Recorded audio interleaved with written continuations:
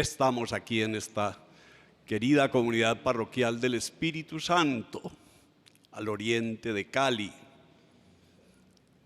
en el barrio Agua Blanca, en los sectores también y barrios aledaños, el Jardín, el Recuerdo,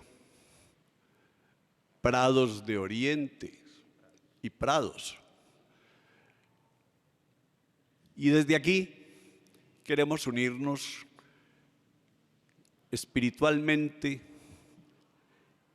y en intención de oración con todos los que siguen la Santa Misa en el Día del Señor. Y queremos darles el saludo de esta hermosa comunidad parroquial que está aquí con su párroco, el padre Mauricio López, con el diácono Óscar Gallego, que colabora también aquí, es diácono permanente, los servidores del altar, y con todos estos fieles, muchos de ellos visten la camisa roja.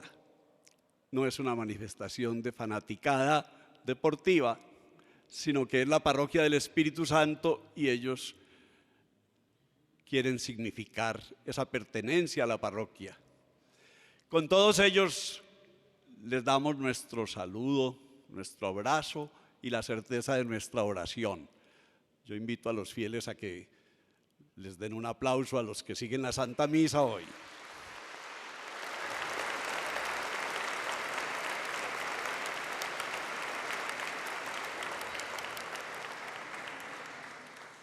Y cuando ya va terminando el año litúrgico y también el año civil, la palabra de Dios nos hace pensar también en las realidades del presente y del futuro, sobre todo en las del futuro.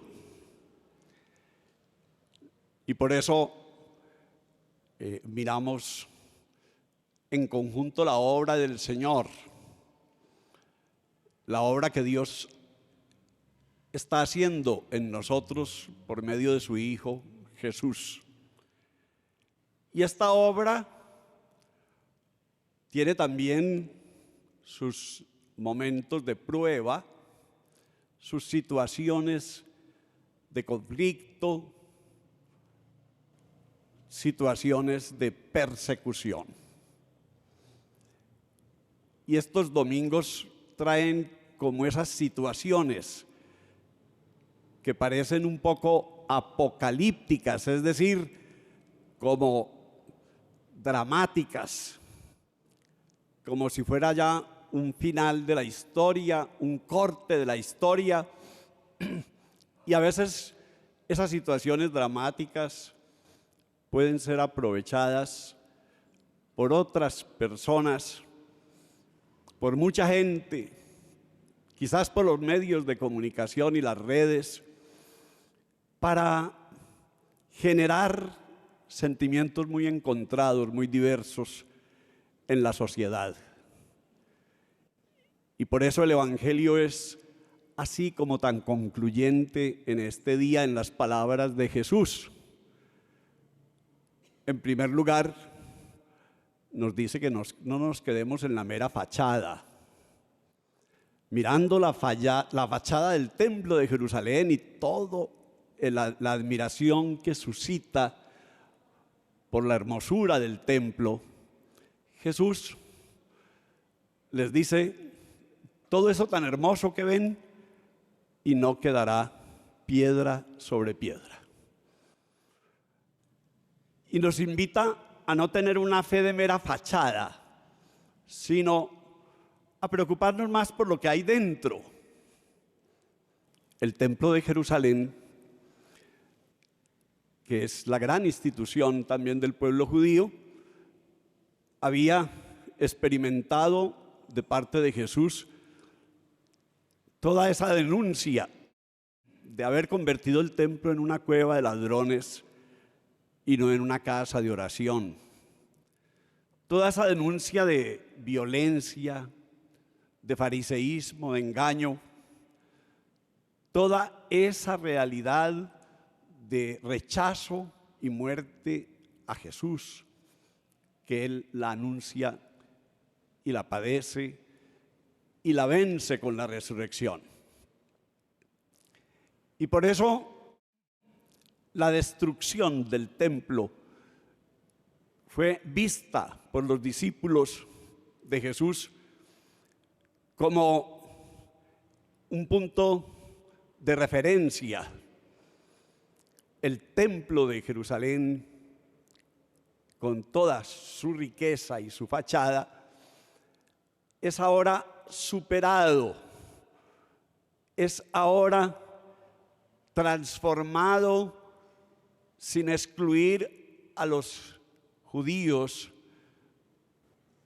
que acepten la manifestación de Dios en Jesús, pero es transformado en el templo de los discípulos de Jesús, en el templo vivo de los creyentes y de la iglesia. Y Jesús lo que nos invita ya es a que nosotros no nos quedemos también en una fe cristiana de pura fachada, sino que nuestra fe de verdad sea sólida, tenga la solidez de un edificio como el Templo de Jerusalén, sea estable, no sea una fe de sobresaltos. Y por eso las indicaciones de Jesús hay que recuperarlas en este Evangelio, y quienes lo lean en las hojitas dominicales, qué bueno que anotaran todos esos llamados. No quedará piedra sobre piedra, pero Jesús dice después: no se dejen engañar por los tiempos difíciles, por las crisis, por la propaganda que hay. No se vayan detrás de los suplantadores, los que quieren suplantar la persona de Jesús, los que suplantan la iglesia. No se vayan detrás de suplantadores. Sigue el Señor con esas advertencias. No se dejen alarmar, no se dejen meter miedo, pánico. Estos son tiempos de mucho alarmismo. Ahora nada menos hay toda una campaña para llenar de alarmismo a la gente en Colombia, y hay situaciones convulsionadas en el continente.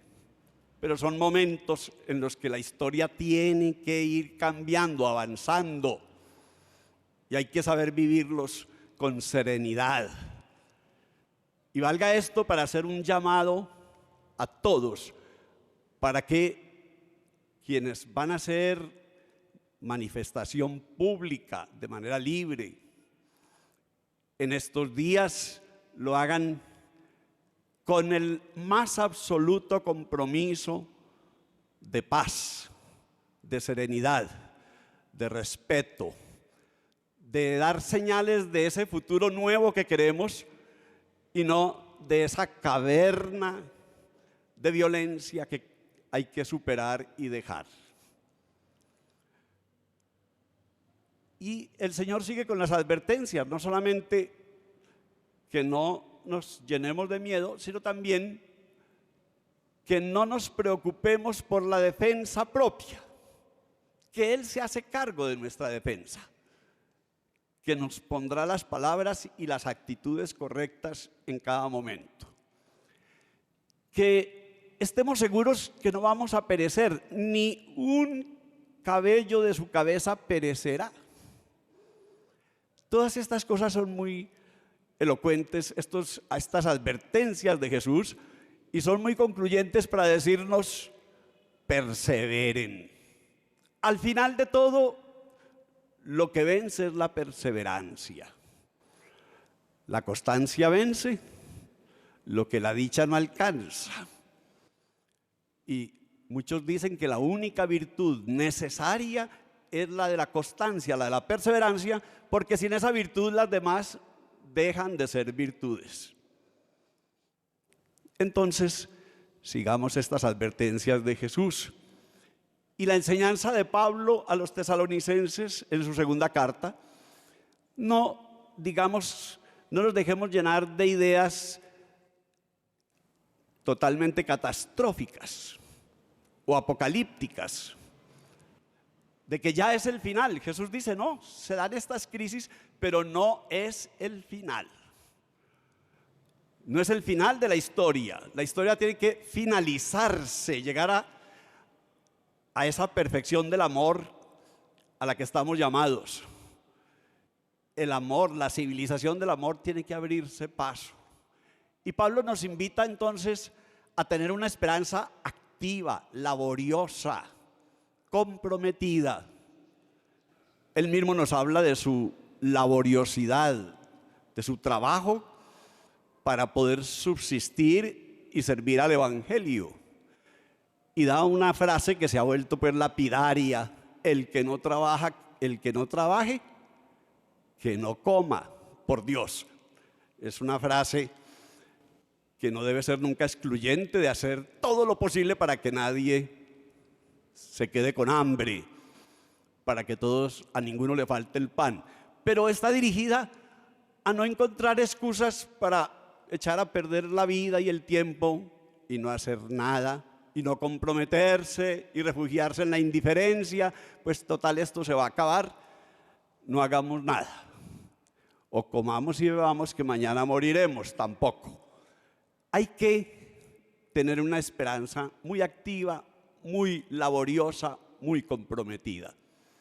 Y así podemos ir viviendo nuestra vida como el gran día del Señor, en donde no solo está el fuego que purifica, sino el sol que ilumina radiante y que nos lleva sobre sus alas, como dice bellamente la primera lectura del profeta Malaquías. Fuego y sol, fuego y luz. El sol seguramente permite que haya el fuego, que es tan importante y que nos purifica, pero sobre todo que haya luz y podamos ver, caminar, avanzar juntos en los caminos del Señor. Con estas reflexiones de la palabra de Dios, vivamos estos tiempos sin caer en el alarmismo, sin dejarnos engañar, sin llenarnos de miedo y de pánico, sin estar siguiendo a todos los que aparecen por allí suplantando el nombre de Jesús, haciendo un buen discernimiento, tomando buenas decisiones y sobre todo volviéndonos sólidos en el amor de Dios y en el amor que nos tenemos unos a otros. Desde esta parroquia del Espíritu Santo, pidámosle al Señor que cada día invoquemos este don fundamental. Imploremos lo que Dios quiere darnos, su Espíritu. Y si tenemos Espíritu Santo, no tenemos nada de qué temer.